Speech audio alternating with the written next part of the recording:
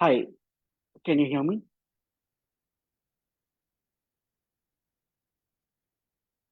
Okay. Hello, guys. I'm Siddharth. I'm the founder and CEO of Zeron.ai, and I'm really happy today, to be here in front of all of you and thanking Autism Connect to provide me a platform to talk about something which is very close to my heart and try to explain you something that can really help possibly all of you. So, my journey with the brain started very early in the life. I am a bioengineer, bachelor's, master's, and a PhD in medical innovation. And I've been working around and fascinated by brain since 2010. So about 15, 16 years of work that I've going through in the brain. So I've learned a lot during this entire process. And one key finding which I learned and I wanted to explain you all, which is very critical to most of the viewers here, especially for the neurodivergent kids, is something called as a concept around neuroplasticity, right? So this is what something I really want to talk. It's very close to my heart, and basically this all started because of my mother. So my mother had a neurodegenerative condition called as neuropathy. So interesting part about the brain is, be it neuroplasticity, be it neurodegenerative, the things that we need to do to kind of keep your brain and body work together well is almost the same, right? So my mother had a neurodegenerative condition. So way back in 2012, that is after I started to work on brain, she had a condition called as neuropathy, and that was due to diabetes. Now, because of that condition, what happened is her right leg went numb. She was in pain. She couldn't walk well, and that was really, you know, disheartening to see. And being a bioengineer, I wanted to do something for my mother. And that led me to the journey of innovation and entrepreneurship per se, where I started to do my master's. While doing my master's, I was utilizing the lab facilities in the college, trying to build something that can actually help her. And that started my journey towards neuromodulation, brain development, brain training, and retraining. So, I started to build a product for my mother. It was successful. She got. I could get rid of her neuropathy. She was able to walk again. That's a great success that I had, and everything went well. But suddenly, life keeps turning up and down, right? And suddenly, she got, after neuropathy, nephropathy, and now I was a little more bogged down because I just solved neuropathy, and now suddenly what has happened, I didn't know. And that led me to further research on brain, understand the problem that I was solving the symptom for her. So when I solved the symptom, it did really work for her, but that was not the solution or the solution for the root cause, which was in the brain. And in her case, it was high stress that was leading to so many issues. And that led me to go further deeper and understanding into brain and what's exactly happening, etc. And that's when we started to actually even work on Zuron with an intention, because any kind of neurological condition, be it neurodevelopmental, be it neurodegeneration. So neurodevelopmental conditions are basically conditions like autism, ADHD, learning disability, cerebral palsy, so on and so forth. And neurodegenerative conditions are where neurons degenerate, and these conditions include Parkinson's, Alzheimer's, dementia, neuropathy, sclerosis, so on and so forth. It's a huge gamut. But any of these conditions, minimum 5 to 15 years, the patient really suffers, and that as a family member, it's disheartening to see. So, and we as a caregiver are always part of the journey, and it's really hard to see it. And that's when the entire Xeron happened, where I wanted to build a platform which could assess, monitor progression, and support intervention for any kind of brain and brain related disorder. And that led the whole Xeron as a platform to come up. And the entire platform is built on only one small space, which is called as neuroplasticity. And that's the whole conversation that we're going to have today about. So, the way I'm going to take it is, I want to keep it very simple. I don't want to add too many layers of complexity. I'm just going to give you a basic understanding of what is neuroplasticity, probably some examples. Then I would like to just show certain things that we have done and what we are planning to do to help this entire community. And then would really like to have all the questions that you have and would like to answer all of them one by one. So I'm going to share my screen now, which would basically help you to look into what. And for this particular topic, uh, interestingly, what I did is I thought I should also be very fluid in this rather than being very rigid. And that's exactly why I have done in this entire presentation is I'm gonna keep adding content as we keep going, just like how a neuroplasticity should work. So when we are born, right, any one of us, this is how brain is. Brain doesn't have a particular structure to start with. It's all fluid, all gray matters, all white matters. There is two parts: gray matters and white matter. And this combination of gray matter and white matter in your brain has to be in certain ratio so that you augment and perform really well. So we think that our movements of body doesn't have our brain looking at it, but our brain actually is controlling. So if I want to go and catch a ball, my brain has to tell both my hands to go and catch a ball over there. Right now it's an imaginary ball, so I'll just put it here. But if there is an actual ball, I would do what is required to catch a ball, right? So my brain is actually controlling my entire body. It's not like my body is working separately and my brain is working separately. But how does this connection form? That's what we are trying to talk today about, right? So when we are born, all of the brains are like this, right? Very similar, no big difference. Of course, there will be small changes, but not. It's not like any one of us have learned anything from the womb and have come, right?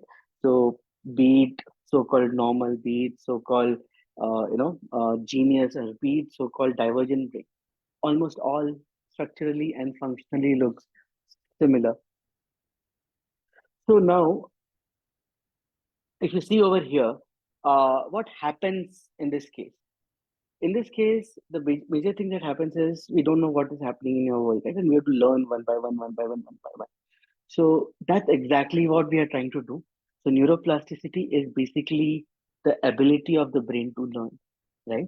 So the brain isn't a fixed set of wires, right? It's like a clay, and we have to shape it. Now, as we are a kid, you must have seen that the parents are basically telling you to do one thing or the other thing, or we are playing with the sound with the kid. Everything that we do, a child learns. Now, everyone learns in a different pace. Some may be really good at certain things and they learn very quickly. Some may be very, average in doing learning the way they learn and they learn on their own. And then some would be different where they need to learn differently. And that's what is divergent or developmental disorder that we call it as. So brain can still wire and rewire. I'll give an example of that in a short bit. But that's what we are trying to do. We are trying to brain is like a clay, and we need to reshape it. And you must have heard about it that we hardly use 2% of our brain in our lifetime. There is so much of power in the brain which is not harnessed yet. And neuroplasticity is the way where we can harness it, be it for a neurodivergent kid, be it for a neurotypical kid. So now what happens, right? So when the multiple neurons activate together, they build a connection.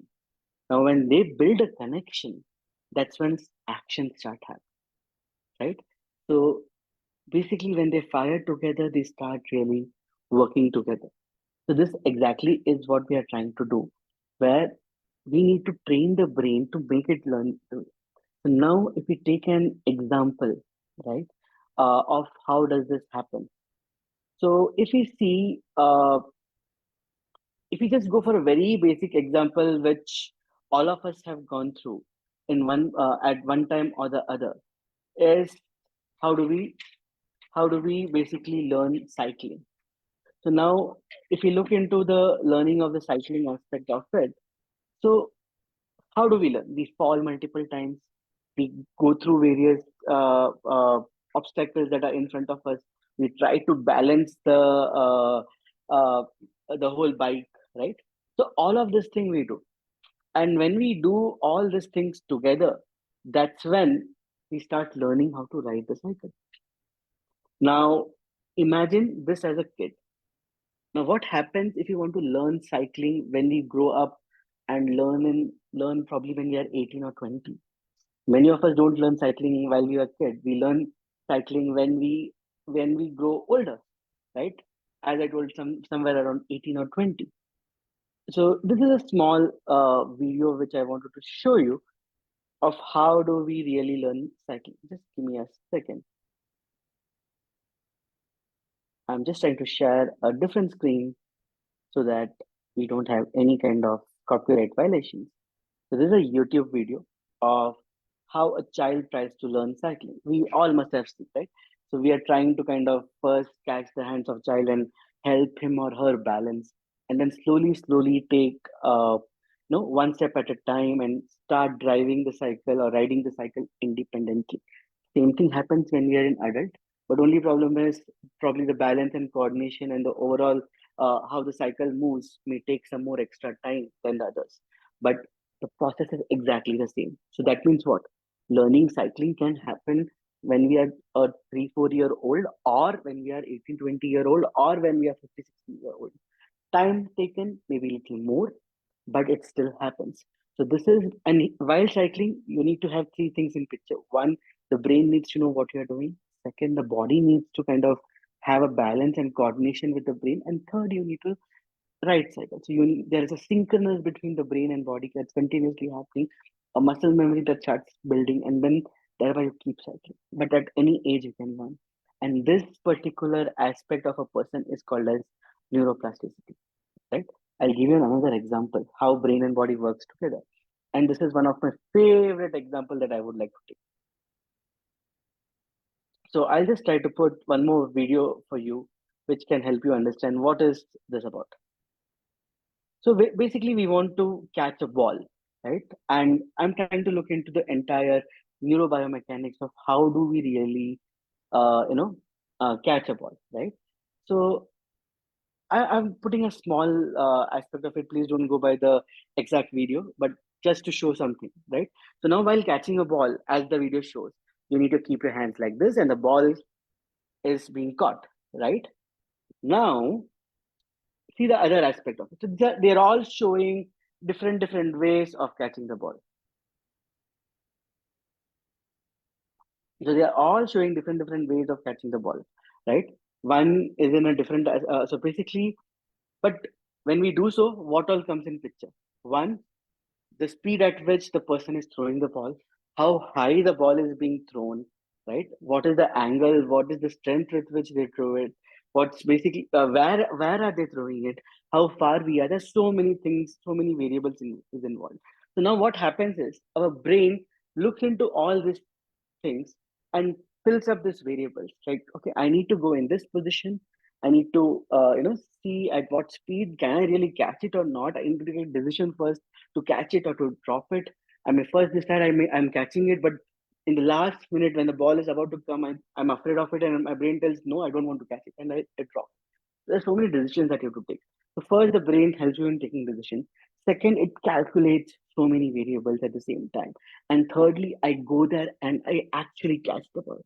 So these are the things that's happening. And then in the catching phase as well, you're seeing the videos how to safely catch the ball, right? All these things come in picture, like, and this all comes with practice. So any action as simple as even catching a ball requires a lot of brain and body coordination, and that's exactly what neuroplasticity helps in training the entire brain and body together. Now, to do this entire activity in place, of course, these are just some things which I have shown. We are talking about speech coordination, we're talking about listening skills, we're also talking about sensorial behavior skills, so many skills that are coming in picture. But all of the skill starts with this. This is the core of it, where the basic starts, and then slowly, you kind of keep learning. So now to do all these things and help people, because what happens with this neurodivergent kids, unfortunately, is they get a therapy of about an hour and a half, two at the most in a day, right? And then at home, some parents may be able to dedicate some more time. But is that enough, right? Because even Sachin Tendulkar had to practice for so long to become Sachin Tendulkar. Lata Mangeshkar had to practice to become Lata Mangeshkar, right? Leave off all the greats. People like you and me, we took our efforts and practiced our studies day in, day out to become whatever we have become today. So now when the kid is neurodivergent, uh, if and they need maybe a little more training than us in the start, but if we don't provide them that required training, what happens is they fall behind in the whole picture. So now, to manage all these things, how do we take steps for them and help them? And that's where Mimo came in picture, where we started to look Mimo as a a platform which could do multiple things. Now I'm gonna I want to tell you about how Mimo would work for you and how that happens. So Mimo is a neurocompute platform that basically uses this power of brain and how the brain functions into your system.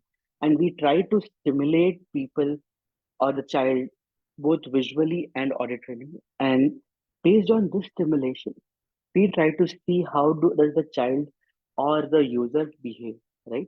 And thereby train their behavior and that train their entire movement. So we train their brain and body at the same time. So let me just share the screen to you and show you some of the examples of what I mean by training the brain and body at the same time. So I'm sharing my screen once again. So there are multiple games that Mimo has. I wanted to show you the whole live demo, but given that we have a 30 minutes hard stop, I didn't want to, spend a lot of time. But Mimo is very a small device in your palm. I will add a picture of it later. It's a very small device which is in your palm, and this device is a portable one which you can carry everywhere and take it around with you. And what it does is you just need to connect it to the TV, connect the camera, and you're good to go to start playing it at anywhere, any place that you would like to go. You're going for a vacation, you can do it there. You are at home, you can do it, and you can do as many times as you want and have fun with it. These are some of the games to start with, so that I can give you an idea. So we have about 17 or 18 games right now live here. So this is a game for palms, just to keep them hyper focused, controlled, and learn how to use their palms in a much better way. So we can select the game, select the speed of it, select the training mode, etc. And when you do so, so here you see all they have to do is close their palm and the game starts, right? So we can play with calibration, without calibration. We set a training number of minutes that you want to train, so on and so forth. So here my colleague has set for 1 minute. And what he does is when the palm is open, the fish floats high. And when he closes the palm, the fish goes down. So in this game, all they have to do is take the worms, save themselves from piranha, that is the danger, and they play this game and train their brain and body at the same time. Because here he has to take a decision how much the palm should close, how fast it should close, should he eat the worm or not? Because sometimes piranha and worms are together. So what do we do? So we are training them to take decision, training them to get their focus in place, and at the same time training both muscles and the brain at the same time. So this is one game which we have. Similarly, we have multiple such games, like for example, say Space Glider. So Space Glider has again most of these games have multiple modes. Now Space Glider is a game where you can play with the hand, you can play with the neck, you can also play like with your body. You can do a complete setup and do it. So here we have a calming music that's getting played behind the screen. We can always mute if the child is not happy with music to start with, and then slowly train them to use this music as well. Again, you do all the activity to set the whole thing, and then you play game. So here my colleague is using a hand mode. If you see when he moves his hand up, the character in the game, which is a spacecraft in this case, goes up. You take the coin, you save yourself from the pipe, right? You take the fuel when it comes. So these small things they continuously do repeatedly, and it we already have a couple of autistic kids, couple of kids with other conditions who are using this, and they've been enjoying. We've been getting great feedback from their parents, and also a lot of things that what could be improved, etc. And we take all of them seriously. So those things are also been happening from our end. Now, similarly, this is another game which helps them to train, because now most of the autistic kids where we have interacted while building it, we have seen that even once they are all okay and they reach teenage, etc., and 17, 18 years old, their overall body movements are not coordinated, unfortunately, and that kind of takes a lot of toll in their everyday physical activity. So those things are something that we have seen. Similarly, we have games like Mosquito, very fun game, right? Very random fun game where all the kid has to do is catch the mosquito. So the kid can move their arms here and there, and they help.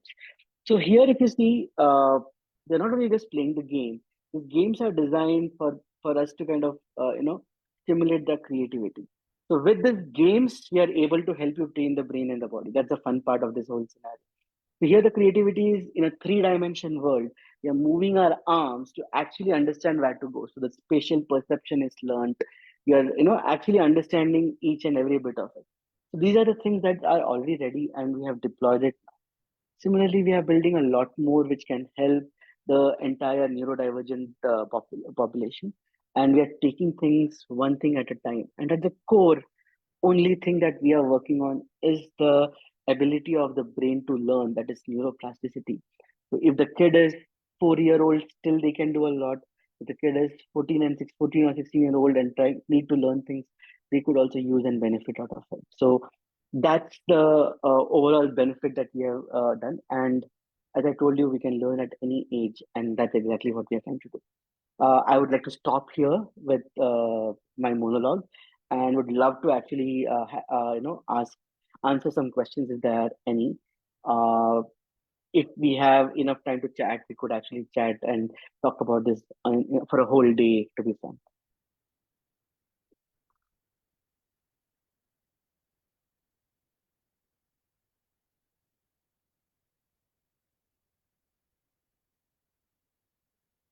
So meanwhile, till we wait for any questions, just wanted to keep updating you on what all more is coming, so that we know that how all we can also help not only accelerate neuroplasticity, but at the same time could help in improving the life of both the neurodivergent kid and their caregiver. So we are building up a small application within Mimo.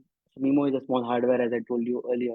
We are building a small application which is more for neuromusic that could help in improved focus, improved coordination, improved learning. Because I don't know if you've read about the study where the sounds that were created by likes of Mozart and others could actually help in improved brain healing and improved learning. So these are like temporary effects, but when we keep doing it, we get a compounded effect, and that really helps it a lot. So we have a question: how is this different from a normal screen time? Oh, that's a very good question. I didn't address it. So see, screen time is divided into two: passive screen time and active screen time. So screen time is unavoidable, but passive screen time is like you sit in a place and keep watching a content, right? You're not burning out energy, you're not burning out anything, you're just continuously consuming content, scrolling. You can sit and do it for hours together. So that kind of affects your brain, that affects your eyes, that affects your entire body, and that's bad for anyone, be it kid or be it adult, it's bad. Whereas this, we don't call it as a screen time, to be frank, because here it's your game time. You're playing, you're physically doing a movement and action. You're not sitting in front of a screen and doing something. You're standing up, and playing the game literally in a closed room. So that's where this comes in picture. So this could be called as an active screen time if it is required to be. But here it's more than screen time. We should consider that there's a physical movement happening and the screen is just used as a stimuli. I'll give you an example. There was a couple of my friends, of course, these are not kids, but adults, who are playing one of the games called a Scout Run. And within 8 minutes or 6 minutes of game time, their heart rate were reaching 160, 170, which is a crazy workout kind of a heart rate. Just in their house, playing a simple game where they're jumping and ducking, that's all. And their heart rate reaches to that range. So uh, this is an active time that I would call it as, rather than a screen time. And this is pretty safe. And best part of this is that because you're playing physically, at the most you'll have an energy to play for 1.5, 2 hours at a stretch, and not beyond that. So that's a very good thing that you are doing other things as well. So we can't call it a specific screen time. There's another question: can everyday activities at home, like play, music, or movement, stimulate positive plastic change? The answer is yes and no. Yes, because you're playing, because there is a music going on, it helps. But what are you trying to achieve with that? So that's very important. Now I'll give an example. Say a neurodivergent kid playing, say, chess. Okay, are we stimulating something? Because No one likes to keep losing at anything, or no one likes to underperforming at anything. You need an adaptive game where people win, people get that, learning at the same time being happy about it. Because when we are happy, when our dopamines are high, we learn something faster, right? So if it is towards that, like playing a good game where you can learn something and the kid is able to kind of understand and improve their entire body, that is a positive neuroplastic change. But if you are playing a game which is just for the sake of playing, then it may not be. Similarly, music are of different types. What music you're playing, how you're playing, when you're playing, because music along with something has a very good effect. Music apart from that may have a different effect as well. So it has its own coordination. So music alone is not helping neuroplasticity. Music along with something helps neuroplasticity. Movements, having a right movement is very important, right? If you don't have a right movement, you may have issues with injuries or some sort of fatigue, muscle fatigue that can happen. So the movement also has to be in a certain way and specific way, and can we objectively evaluate those. So certain bit of activities which you do daily does help in neuroplasticity, and it's been proven because we all have grown up without games like this. So it is proven, but at the same time, how much of it works, how much of it doesn't work, was always subjective to individual person, because not every game helps everyone. But how do we play those games really does help, and that's where AI comes with you, and where it kind of helps in adapting to this feature and improving the overall personal milestones per se. But yeah, small changes do help a little, but sometimes we need to also have a reason why we are doing it. Otherwise, it's very difficult to understand what is what and how it works. Does this replace therapy? No, not at all. See, therapy, this augments therapy. This helps in improving, extending the therapy. Now, for example, even if you go to a therapy office or a therapist office, they do tell that after going home, do something, right? So now parents, how much will can they do? Because they have their own work to do. They have multiple things to do. Plus, trying to find out new games every time to keep it's very hard being a caregiver. So here we would say if there is a therapy and we augment it, the child has an accelerated development. That's where we help. It augments it, it improves, and at the same time, it gives an objective feedback which therapists can take it and then build it on further. So we are closely working with therapists on how to introduce to various kids. So this really would help in accelerating the child's overall neurodevelopment. We don't really replace the therapy; we augment it and make it better. That's what we are trying to do.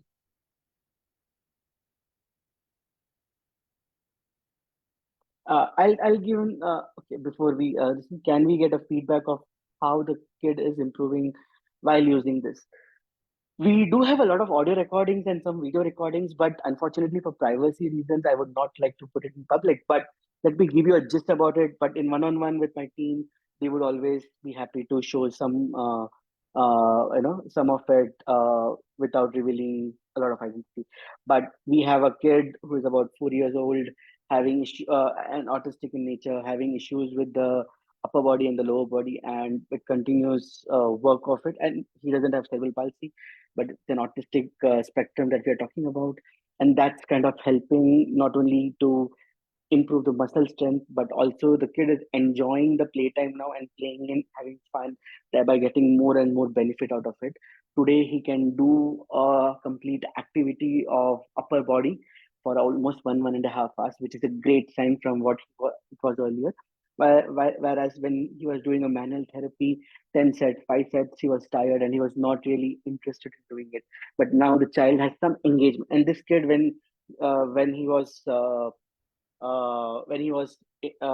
of introduced to Mimo, he had never seen a screen.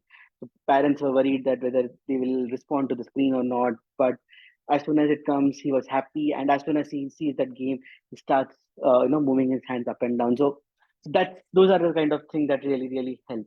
So and it's not only that. So there was another girl who was there who was basically a little ADHD over here, and she used to like herself. So we had a game where She could see herself, and when she moves, she was taking a ball, she was happy. So now she was able to just concentrate on certain things for just 20 seconds, but now that increased up to almost 8 or 9 minutes when we were doing our pilot studies with her. And it was a great achievement. Similarly, there was a boy who had a palsy, and he was like, not using his lower body. So we had a game which was actually training their lower body. So that really helped. So all of these things together really gives a lot of confidence, not only to the parents, but even the therapists were happy with the progress that they could see in their kids, and objective progress, to be frank. Because a lot of times what happens is years together and they don't see progress, whereas here every day the parent also sees a progress that keeps them motivated as well. I could see another question: does this help with speech as well? So now speech is a little complex, so I'll just try to take a little science route and then come back. So there are two parts to speech. So once your brain starts understanding your body, the brain starts to control your body well. The speech also starts getting controlled, because the brain has to control tongue, and for the sounds to come in, the vocal cords, your neck over here also needs to kind of uh, there is a micro muscle movements which kind of helps for various sounds to come in, right? So that's how the speech works. So when the child has a stable body, it becomes easier for the tongue control to start happening. And then when we know how to learn various things, the way the tongue needs to talk, like, when we are talking about each word, there is a way the tongue is moving, and that starts to happen. That's how the tongue works. So first is the body control, which is what we are first doing it. Secondly, we are building a speech therapy module, which will be out hopefully by this year end. That is by December 31st, it should be out. The first version of speech therapy module, which will again help the speech therapist as well. So after the speech therapy happens at the clinic or the center, the the child could continuously practice. So this is not your just typical ways of just a phonetics, but we are trying to see how to help them move that tongue in a certain way. All those things, micro movements. We are working closely on that as well, and the speech therapy also to happen. But even before the speech therapy starts, the body control is the first part, and that's what is happening right now, and that starts helping speech therapy. Yes, and once the speech therapy module comes in next couple of weeks, or couple of months, to be frank, right at the moment, that is 3 4 months, it will start to augment each other, and the module will kind of work perfectly. So I think there are no more questions, and we are out of time as well. So thank you so much today for joining this live session. I hope I could answer some of your questions. And to read more, please look into neuroplasticity. You could always coordinate with my team as well. You can write your questions at hello@xeron.ai, or connect with the Autism Connect team, and they will give the right coordinates whom to connect with us. And we could actually take your questions forward and answer a lot of them. I hope that we impact millions of life over here, and this could not only help the child but also the caregiver. Thank you so much, Autism Connect, for giving us this opportunity, and thank you all for listening to our session today. It was a pleasure being here today. Thanks a lot.